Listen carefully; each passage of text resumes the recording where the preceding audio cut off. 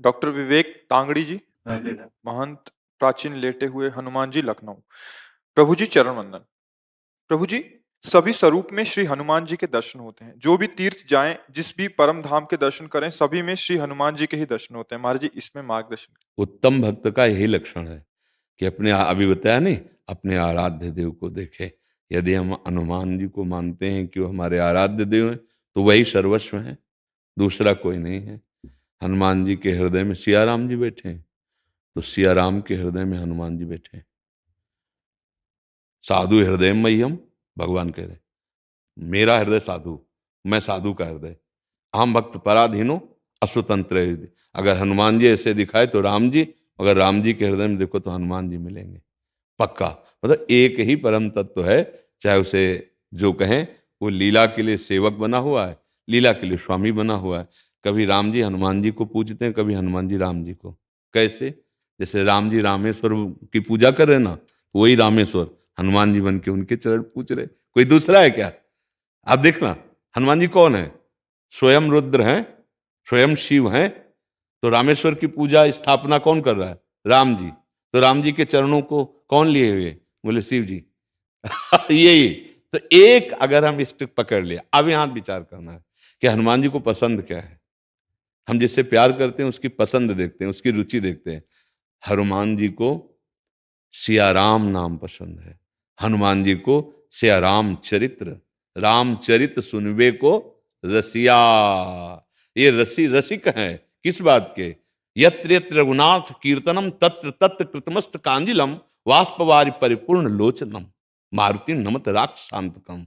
हनुमान जी महाराज आंसू बहाते हुए जहां जहां नाम कीर्तन होता है हरि का, जहां उनके पावन चरित्र का गायन होता है, वहां वहां उपस्थित होते हैं। यत्र यत्र रघुनाथ कीर्तनम तत्र तत्र, वहां वहां विराजमान देते हैं। तो यदि हम हनुमान जी को इष्ट मानते हैं तो उनको सियाराम जी का जस सुनाए, सियाराम जी का नाम सुनाए, और सर्वत्र उपस्थिति अपने ही आराध्य देव की देखें।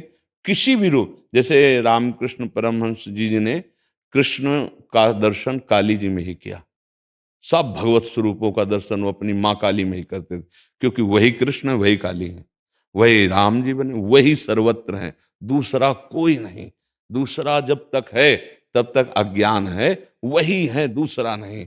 अब ये कि जो नाम रूप पकड़े उसमें आसक्त हो जाए, जो नाम रूप पकड़े, जैसे कोई राम उपासक, कोई श्याम उपासक, कोई ब्रह्म उपासक, कोई निराकार, कोई साकार, जहां पकड़े जोर से पकड़ ले एक ही जगह पहुंच जाएगा। वो दो नहीं है।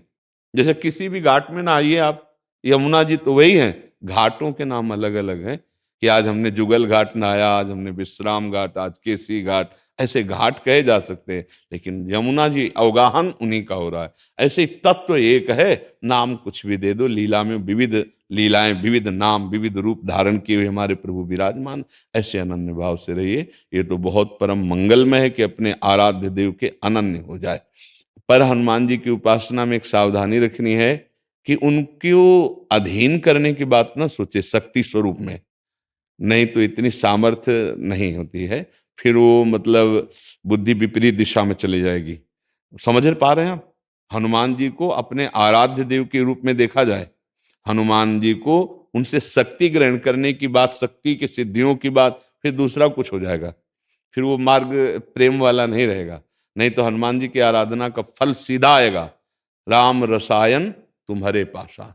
तुम राम रसायन में डूब जाओगे, भगवान की प्रेम लक्षणा भक्ति में डूब। जब हनुमान जी प्रसन्न होंगे तो वो अपनी रति नहीं प्रदान करेंगे, अंतिम बात मान लेना, वो श्री राम की रति प्रदान करेंगे, क्योंकि वो जिस पर प्रसन्न होते हैं वो अपने हृदय की बात दे देते हैं।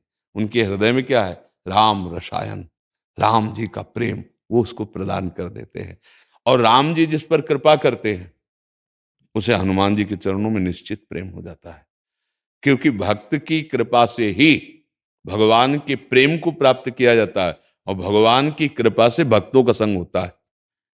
बिनु सत्संग विवेक न होय, राम कृपा बिन सुलभ न सोई। अब मोय भा भरोसा हनुमंता, बिनु हरि कृपा मिले नहीं संता। जब हनुमान जी मिले तो विभीषण जी को क्या दिखाई दिया? राम जी की कृपा। राम जी की कृपा जब होगी तो हनुमान जी के चरणों में प्रेम होगा, और हनुमान जी की जब कृपा होगी तो रामलीला का विस्तार हृदय में हो जाएगा। राम रसायन का प्रादुर्भाव हृदय में हो जाएगा। अनन्य रहो, अपने स्वामी के अनन्य रहो, वो सारा सुख विलास प्रकट कर देंगे।